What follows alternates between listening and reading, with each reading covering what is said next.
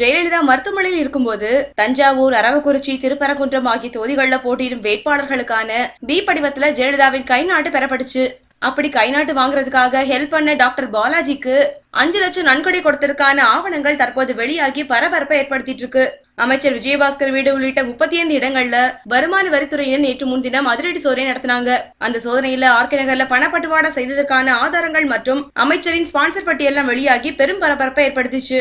இந்த நிலையில தஞ்சாவூர் உள்ளிட்ட 3 தொகுதிகளில் போட்டியிடும் அதிமுக வேட்பாளர்களுக்கு மருத்துவமனையில் இருந்த ஜெயலலிதாவின் கைநாட்டு பெற்று தந்தவர் டாக்டர் பாலாஜி. அவருக்கு அன்பளிப்பு 5 லட்சம் ரூபாய் கொடுக்கப்பட்ட தகவலும் வெளியாகி பரபரப்பை மேலும் கூட்டியிருக்கு. அதை கொடுத்தவர் சுகாதாரத்துறை அமைச்சர் டாக்டர் விஜயபாஸ்கர். அவருடைய வீட்டுல நடந்த வருமான வரித்துறை சோதனையின் போதுதான் அந்த ஆவணம் பறிமுதல் செய்யப்பட்டு சில ஊடகங்களையும் வெளியாச்சு. அந்த பட்டியல்ல மேலும் சில வரவு செலவு கணக்கெல்லாம் இடம்பெற்றிருந்தது.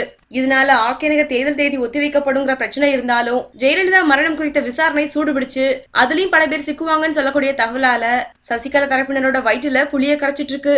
இந்த வீடியோ பிடிச்சிருந்தா லைக் பண்ணுங்க, வீடியோ பத்தின கமெண்ட்ஸை போஸ்ட் பண்ணுங்க. மேலும் இது போன்ற தகவல் தெரிஞ்சுக்க எங்க சேனலை சப்ஸ்கிரைப் பண்ணுங்க. நன்றி.